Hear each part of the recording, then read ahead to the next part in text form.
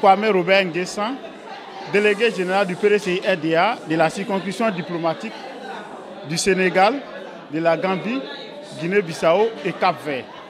Je suis par ailleurs coordinateur général du PDCI-RDA de l'Afrique de l'Ouest. Aujourd'hui, c'est une joie pour moi, une immense joie de participer avec les femmes, d'être avec elles et les magnifier. Aujourd'hui, vous le savez, c'est la journée internationale de la femme. Nous célébrons aujourd'hui les femmes. Donc, c'était pour nous au PDCI, c'est utile que nous les magnifions. C'est dans ce cadre-là qu'on a organisé cette cérémonie. Et voilà, ça a été une réussite totale. Je suis très, très ému à l'issue de cette assemblée, à cette réunion. Nous sommes plus que jamais déterminés pour la conquête du pouvoir d'État à soutenir notre président, Cheikh Tidiane Thiam, pour la victoire finale au soir du 25 octobre 2025. Nous sommes très engagés et plus que déterminés. Ben écoutez, je suis le député Akoto Olivier, député de la nation ivoirienne, élu à Daoukro et secrétaire exécutif du PDCI-RDA chargé des relations avec les élus du PDCI-RDA, le parti du président Tidiane Thiam. Et nous sommes ici à Dakar pour soutenir le PDCI-RDA à Dakar. Et nous sommes là aussi pour apporter notre soutien à nos femmes de l'UFPDCI-RDA du Sénégal qui, à l'occasion de la journée internationale des droits des femmes, se mobilisent pour développer un thème, le leadership féminin dans le domaine de la politique. Nous avons signifié que les femmes ont un rôle important à jouer dans la politique en général et particulièrement en Côte d'Ivoire. Quand on sait aujourd'hui que la promotion du genre doit être à tous les niveaux, il faut que les femmes puissent prendre leur place dans l'échiquier politique en Côte d'Ivoire. Et les gouvernants sont en majorité des hommes. Et nous voyons souvent les limites. Mais je pense qu'avec l'implication des femmes, nous allons donner tout ce qui est vertu de la politique, parce que les femmes sont d'abord la morale faite homme. Et donc, il faut donner un peu ce caractère moral, vertueux de la politique. Et je pense que les femmes peuvent bien jouer ce rôle. Aussi, il y a une loi en Côte d'Ivoire qui dit qu'il faut 30% des femmes dans tout ce qui est assemblée élue. Les conseils municipaux, les conseils régionaux, pour les élections, il faut 30% des femmes comme quota sur la liste des conseillers.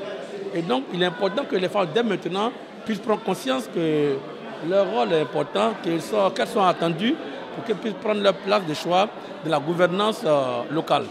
Donc, c'est ce message que nous avons lancé. Maintenant, nous avons profité pour parler de la vie du PDCI-RDA, le parti dirigé par le président Tidiane Thiam, qui aspire à prendre le pouvoir en 2025 en Côte d'Ivoire. Le PDCI-RDA est résolument engagé pour qu'il y ait une alternance en Côte d'Ivoire. Nous estimons que le PDCI-RDA, avec le président Tidiane Thiam, a des éléments fiables, importants, un projet de société qui va réconcilier d'abord tous les Ivoiriens, qui va réconcilier les Ivoiriens et tous les pays de la sous-région. Un projet ambitieux qui va redonner l'espoir et le bonheur au peuple ivoirien. Un projet ambitieux qui touche à l'employabilité des jeunes. Un projet ambitieux qui touche à l'autonomisation des femmes. Un projet ambitieux qui touche, n'est-ce pas, en général, à l'épanouissement des populations ivoiriennes. Et le président Tidiane Thiam met au devant ce projet tant économique, social et met au devant aussi le capital humain.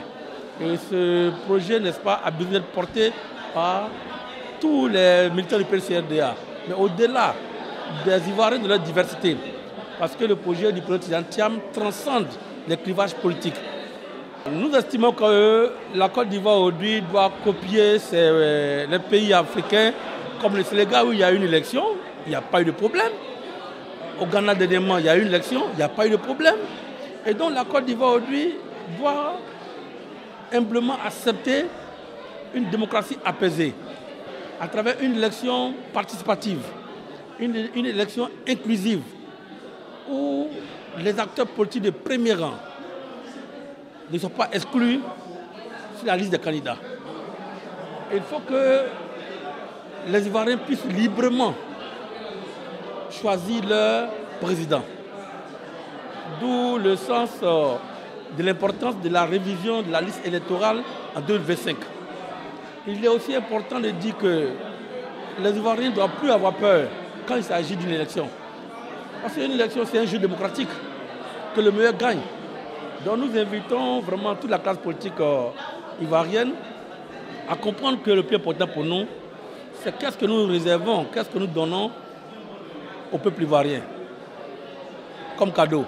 Et le sacrifice que nous pouvons faire pour le peuple ivoirien, c'est leur permettre d'avoir une élection transparente, une élection juste, ouverte, inclusive, paisible, pour qu'au soir du 25 octobre 2025, les Ivoiriens puissent se retrouver le 26 matin dans une vie habituelle et qu'on puisse marquer nos occupations sans courir par-ci par-là, sans enjamber des corps, sans enjamber des cadavres et sans endeuiller des familles.